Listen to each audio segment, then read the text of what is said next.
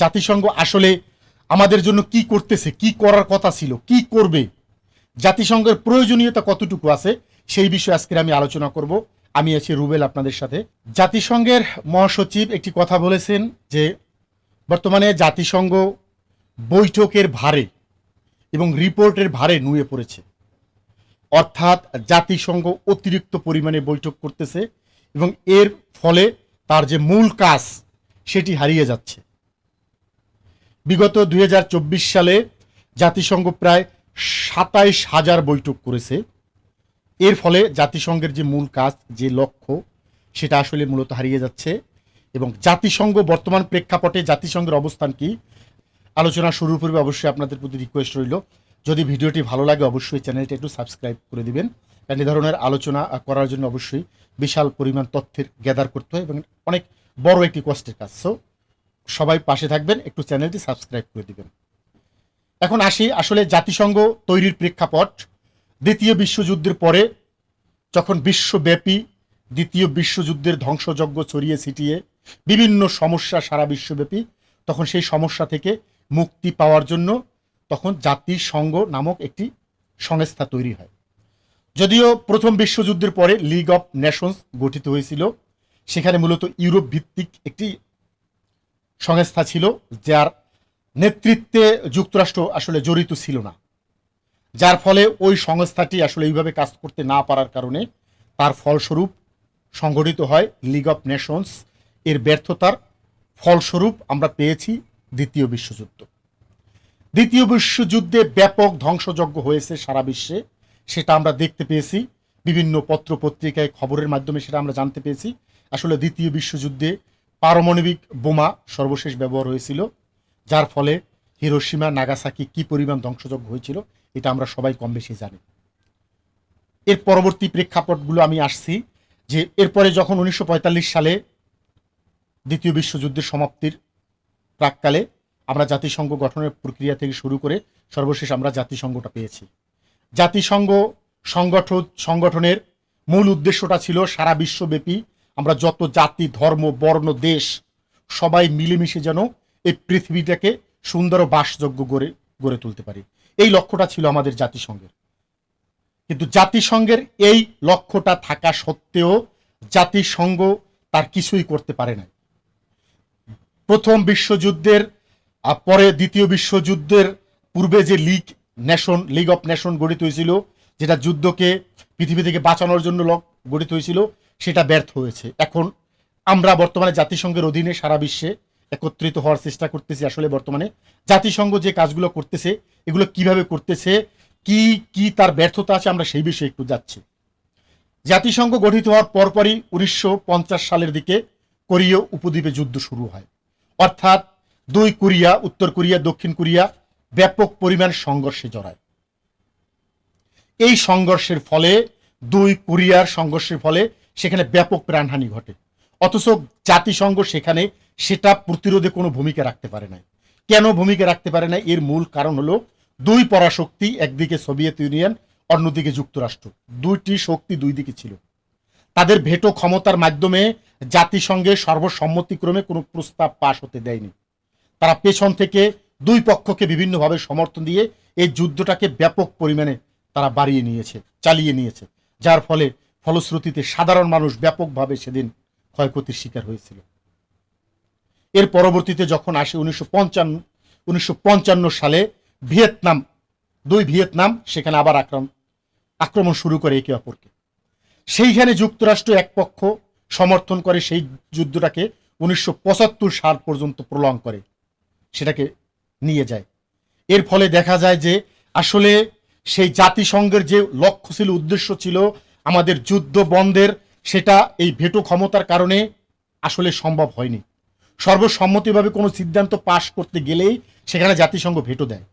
অর্থাৎ আপনার টোটাল সদস্য যদি আমি ধরি 100 জাতিসংঘের, সেখানে 99টা দেশ যদি এক পক্ষে থাকে, একটা সদস্য, স্থায়ী সদস্যের 5 সদস্যের ভিতরে এক সদস্য যদি ভেটো ক্ষমতা প্রদান করে, তবে ওই প্রস্তাবটি পাশ হবে না এবং এর কোনো মূল্য থাকে না। তাহলে গণতন্ত্র কিভাবে প্রতিষ্ঠিত হলো আমি বুঝি না। যাই হোক, এরপরে আসি আমরা 1962-তে আমরা পেয়েছি আরব ইসরায়েল সংঘাত এর পরবর্তীতে 1967-তে ব্যাপক পরিমাণে 6 দিনের আরব ইসরায়েল সংঘাত। এই আরব ইসরায়েল সংঘাতেও সেই একই পরিস্থিতি, যুক্তরাষ্ট্রের কারণে জাতিসংঘ কোনো প্রকার শক্ত পদক্ষেপ গ্রহণ করতে পারে নাই। যুক্তরাষ্ট্র নৈতিকভাবে গোপনে প্রকাশ্যে সহযোগিতা করে ইসরায়েলকে সে জায়গায় জিতিয়ে নিয়েছে, যার কারণে বিশাল পরিমাণ একটি যুদ্ধ হয়েছিল। পরবর্তীতে আমরা আসি 1971 সালে, ভারতীয় উপমহাদেশে তখন বাংলাদেশ পাকিস্তানের ভিতর বিশাল একটা সংঘর্ষ হয়। পাকিস্তান তখন পূর্ব পাকিস্তান লোকের উপরে ব্যাপক পরিমাণ হত্যাযজ্ঞ চালায়, অত্যাচার চালায়। এর ফলে বাংলাদেশের মানুষ স্বতঃস্ফূর্ত হয়ে সে জায়গায় যুদ্ধ অংশগ্রহণ করে বাংলাদেশকে স্বাধীনতার পথে এগিয়ে নিয়ে যায়। কিন্তু সেখানেও সেই একই ঘটনা, জাতিসংঘ কোনো প্রকারে ভূমিকা রাখতে পারে নাই, কোনো প্রকার কার্যকর ভূমিকা নিতে পারে নাই। যুক্তরাষ্ট্র একদিকে সহায়তা দিয়েছে পাকিস্তানকে সহায়তা করে তারা সপ্তম নৌবহর পাঠিয়েছে, অর্থাৎ পাকিস্তানকে ধরে রাখার জন্য তারা যা করার সবকিছু করেছে। তারা ব্যাপকভাবে সমর্থন দিয়ে বাংলাদেশের গণহত্যা চালানোর জন্য তারা একটা পরোক্ষভাবে প্রত্যক্ষভাবে সমর্থন জুগিয়েছে। এর ফলশ্রুতিতে 9 মাস যুদ্ধ শেষে বাংলাদেশ যদিও স্বাধীন হয়, কিন্তু তারপরও আসলে জাতিসংঘ এখানে তেমন কোনো ভূমিকা রাখতে পারে নাই। আমরা পরবর্তীতে যদি আসি বিভিন্ন যুদ্ধ ক্ষেত্রে, এরপরে আমরা আসি 1988 সালে ইরানের এক যুদ্ধ। 1988 সালে ইরান এবং ইরাকের যুদ্ধের মধ্যে জাতিসংঘ কোনো প্রকার ভূমিকা রাখতে পারে নাই। জাতিসংঘের এই ভূমিকা না রাখার কারণে সেখানে ব্যাপক প্রাণহানি ঘটে। তাহলে জাতিসংঘ কেন, কি জন্য দরকার, কি জন্য বলেন? একটি রাষ্ট্র যদি স্বেচ্ছাচারিতার মাধ্যমে সারা বিশ্ব আক্রমণ করতে চায়, তার নিরাপত্তার জন্য যদি অন্য দেশকে আক্রমণ করতে চায়, জাতিসংঘ যদি সেখানে ভূমিকা না রাখতে পারে, তাহলে জাতিসংঘ দিয়ে কি হবে, কি করবে জাতিসংঘ দিয়ে আমরা? কিন্তু জাতিসংঘ এ ধরনের কোনো ধরনের প্রতিরোধমূলক ব্যবস্থা নিতে পারে নাই। পরবর্তীতে যুক্তরাষ্ট্র 2003 সালে আক্রমণ করে ইরাকে। তারা আক্রমণের মাধ্যমে ইরাককে তছনছ করে দিয়েছে। বর্তমানে সেখানে গৃহযুদ্ধের কবলে পতিত লক্ষ লক্ষ মানুষকে সে জায়গায় হত্যা করেছে এই যুক্তরাষ্ট্র।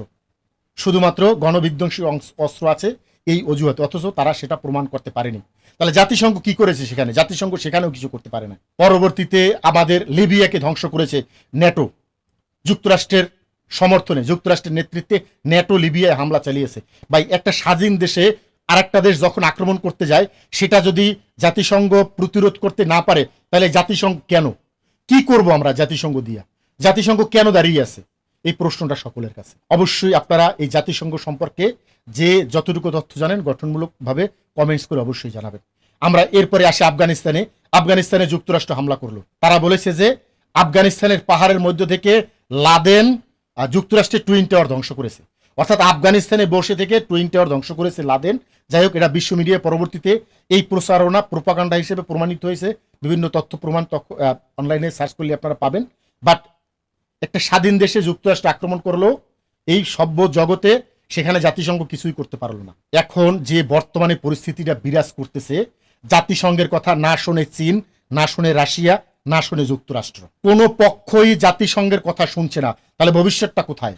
আমরা প্রথম বিশ্বযুদ্ধের পরে আমরা লিগ অফ নেশন পেলাম, লিগ অফ নেশনের ব্যর্থতার ফলে আমরা পেলাম জাতিসংঘ। তাহলে আমরা কি তৃতীয় বিশ্বযুদ্ধের দ্বার প্রান্তে? এই জাতিসংঘ কি ধ্বংস হবে? তৃতীয় বিশ্বযুদ্ধ কি শুরু হবে?